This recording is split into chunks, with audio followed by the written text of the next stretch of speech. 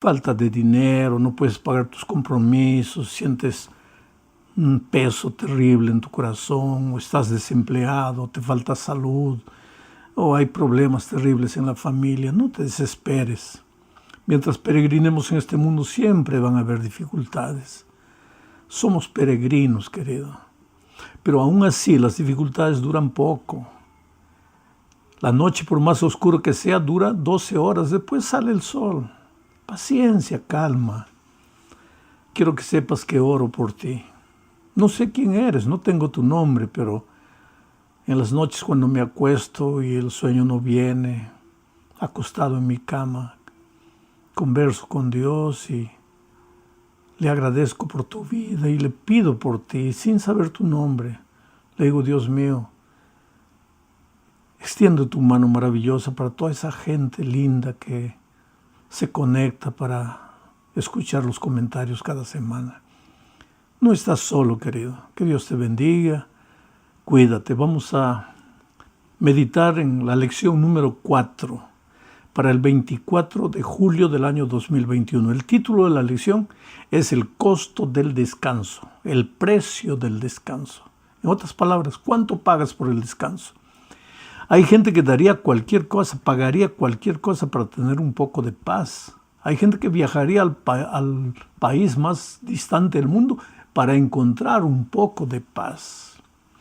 Y sabes, por regla general, una de las cosas que quita la paz del corazón, que quita el sosiego, la quietud del corazón y te llena de intranquilidad, de angustia, de conflicto interior, una de las cosas principales, aunque ya la semana pasada vimos que está el egoísmo, está la ambición, en fin, está la hipocresía, pero una de las cosas terribles es la carga del pecado. Cuando hay pecado escondido en el corazón, hagas lo que hagas, no vas a ser feliz. Y tú sabes que el sentimiento de culpa puede llevar a la gente hasta la muerte.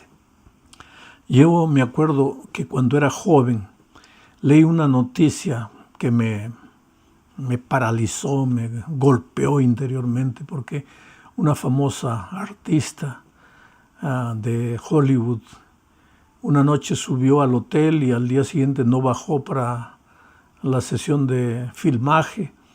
Entonces la llamaron por teléfono, no atendía, tocaron la puerta, no atendía, y trajeron la llave maestra, abrieron la puerta y ella estaba en la tina, había llenado de agua y se había cortado las venas y se había quitado la vida. Pero en la mesa de noche había una carta que ella dejó escrita y decía: yo no me suicidé, me asesinaron. Atrapen al asesino antes que acabe con toda la humanidad. Y en letras grandes decía: el asesino es la culpa por las cosas terribles que hice en la vida. La culpa. La culpa masacra, querido. La culpa es como un martillo que te golpea de día, de noche, no te deja en paz. Entonces, ¿cómo puedes tener tranquilidad, quietud en el corazón? ¿Cómo puedes tener descanso espiritual si estás atormentado por el peso de la culpa? Por eso la lección de esta semana trata del caso de David.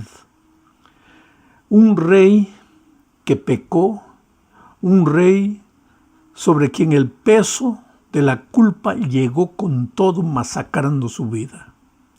La primera parte del estudio dice agotado y cansado. Ese era el rey David. Vamos a leer segundo libro de Samuel, capítulo 11, versículos 1 y 2. Dice así: al año siguiente, en el tiempo en que los reyes salen a la guerra, David envió a Joab y a sus siervos y a todo el ejército de Israel a combatir a los amonitas, a los que vencieron luego de ponerle sitio a la ciudad de Rabá.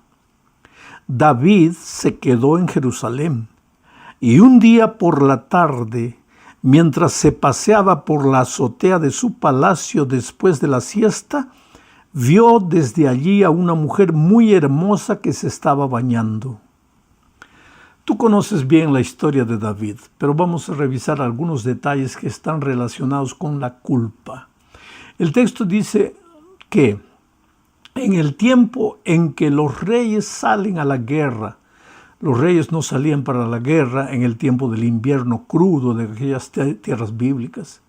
Eran tiempos buenos. Entonces, si un país quería guerrear contra otro, quería pelear contra otro, no mandaría a sus soldados a morir en el invierno. Mandaba sus soldados en el tiempo bueno. Bueno, había llegado el tiempo de la guerra y David mandó a su ejército a la guerra contra los amonitas y él se quedó en el palacio en Jerusalén. Pero mira que el texto dice en el tiempo en que los reyes salen a la guerra, porque los reyes acompañaban a su ejército a la guerra. Ahora, ¿por qué David mandó a sus ejércitos y se quedó? Ahí ya comienza el problema. Los problemas en la vida empiezan cuando tú no estás donde debes estar. Cuando tú debes estar en el trabajo y te quedas en la casa. Cuando tú debes estar en la escuela y estás paseando en la calle. Cuando tú debes estar cumpliendo tu deber y no lo estás haciendo. Ahí ya comienzan los problemas. Y el texto bíblico dice que después de la siesta estaba caminando en la azotea de su casa. No era un caminar por acaso. Él ya se había quedado con segundas intenciones. Por eso estaba en la azotea de la casa, porque él también sabía la hora en que la esposa del vecino se bañaba. Y el texto bíblico dice que el rey miró a una mujer hermosa que tomaba baño.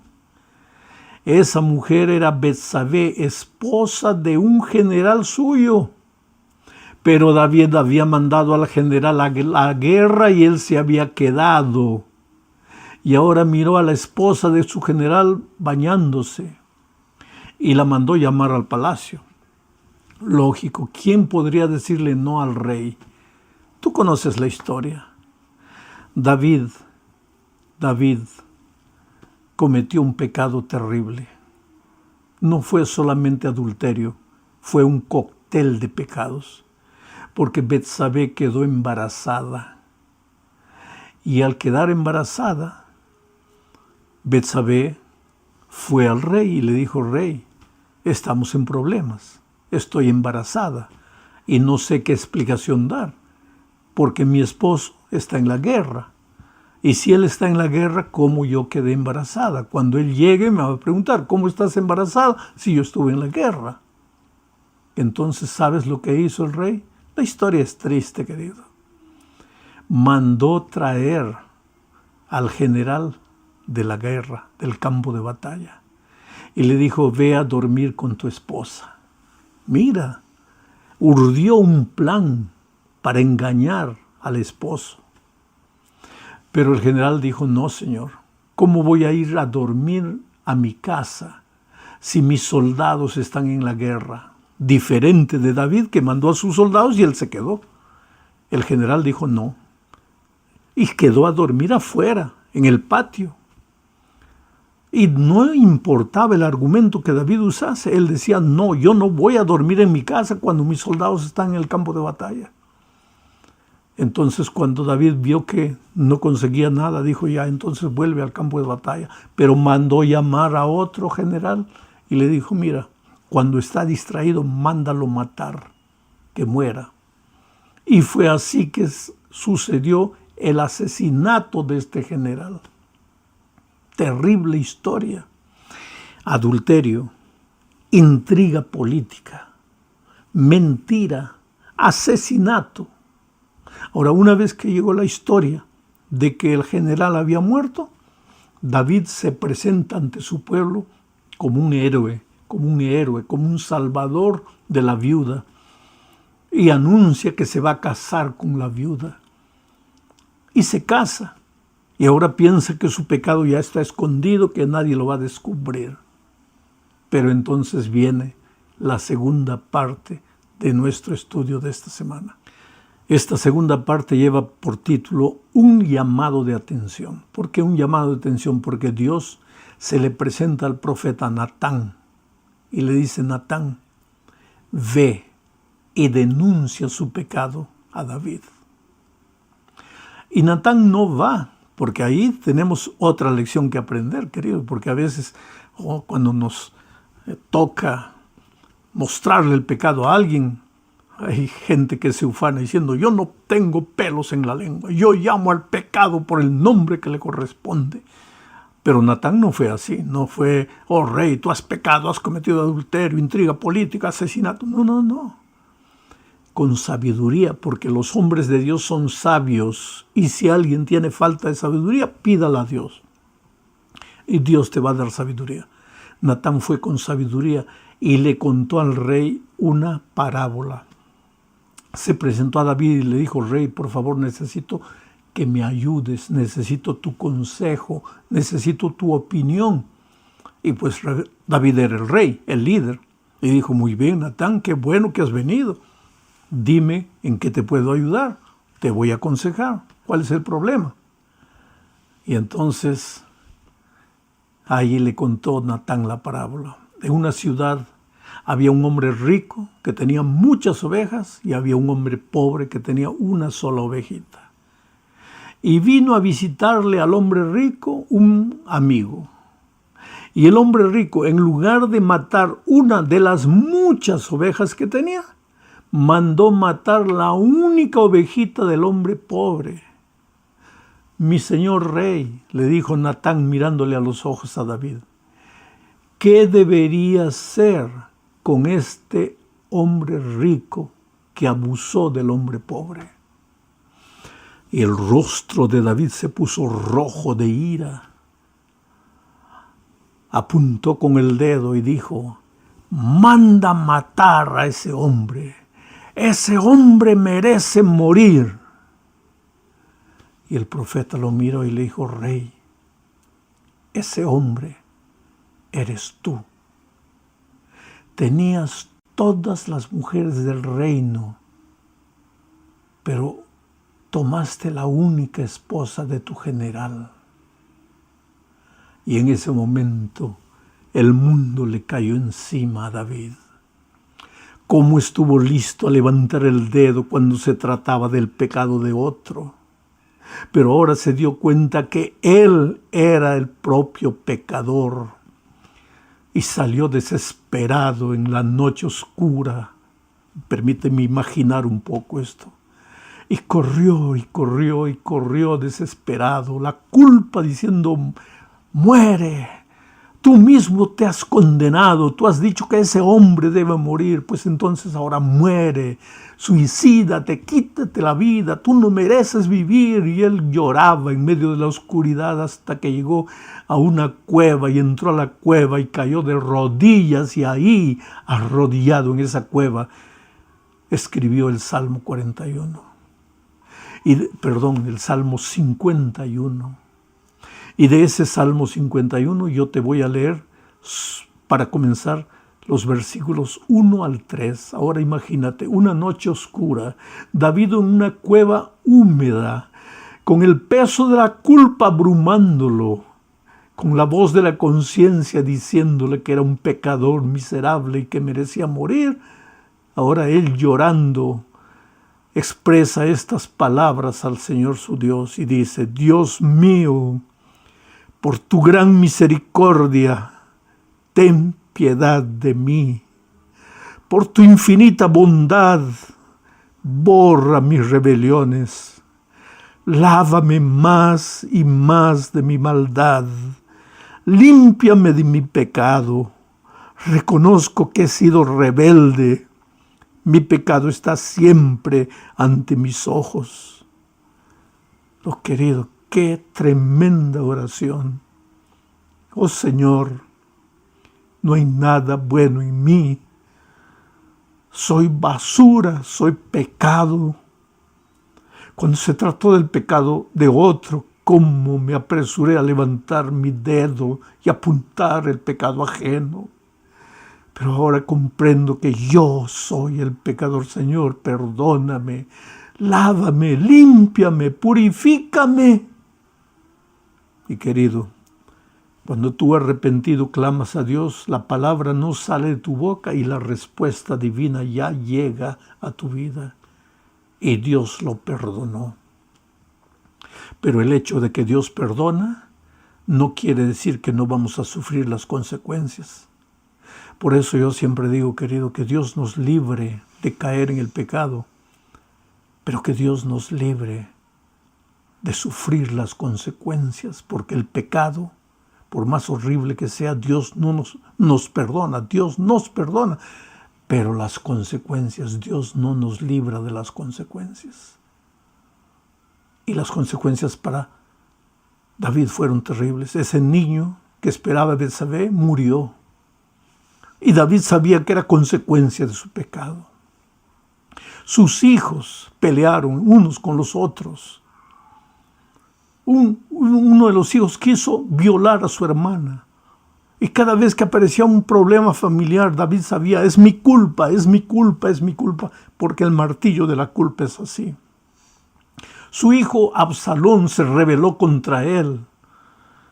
Y la conciencia le decía, tú eres el culpable. Qué buen ejemplo le diste a tus hijos. Pero querido, aún las consecuencias pasan.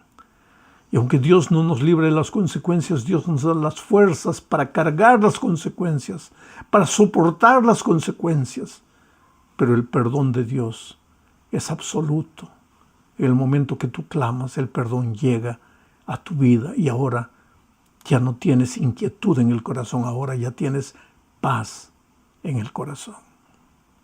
Pero ahora vamos al Salmo 51, 7 al 10.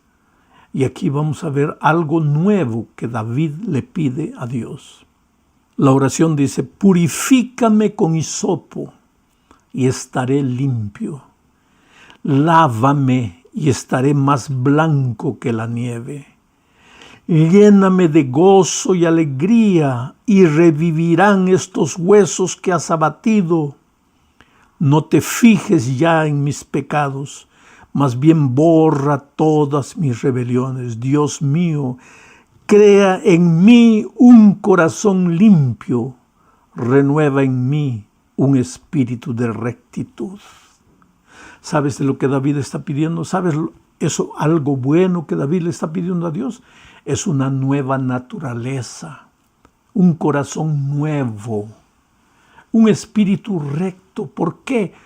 Porque cuando el hombre cayó en el pecado, adquirió la naturaleza pecaminosa y esta naturaleza pecaminosa nos empuja al pecado, nos lleva al pecado, nos subyuga al pecado. Necesitamos la naturaleza de Cristo, la mente de Cristo, el espíritu de Cristo. Necesitamos un corazón nuevo y Dios ha prometido que nos dará ese corazón nuevo. Por eso la oración de Juan es, el que confiesa sus pecados, Dios le perdonará y lo limpiará de toda maldad. Porque nosotros no necesitamos solo el perdón, necesitamos la purificación. No necesitamos solo la justificación, necesitamos la santificación. En la justificación Dios lleva sobre sí nuestros pecados, pero en la santificación Dios purifica la fuente de nuestro corazón. Trabaja con nuestro corazón nuevo, nos enseña a andar en sus caminos, porque ¿de qué va?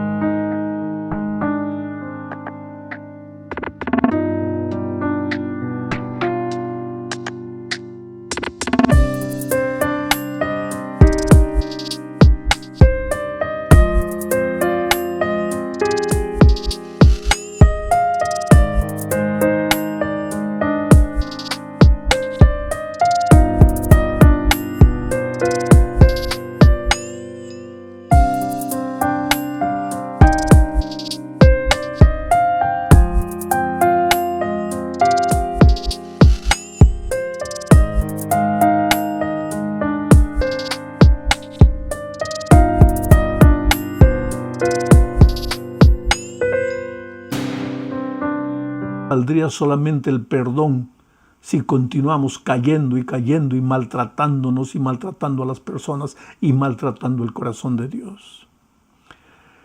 Ahora, Me impresiona la última parte de este estudio bajo el título de Reflectores de Luz. Mira la oración de David, una vez perdonado, purificado. En el versículo 13, estamos analizando el Salmo 51, él dice lo siguiente: así, una vez que me hayas purificado, así instruiré a los pecadores en tus caminos, así los pecadores se volverán a ti. Es que la vida del cristiano que ha sido perdonado y que está siendo santificada por el Espíritu no está completa hasta que ese cristiano busque a otra persona y traiga a esa persona para Cristo. Por eso el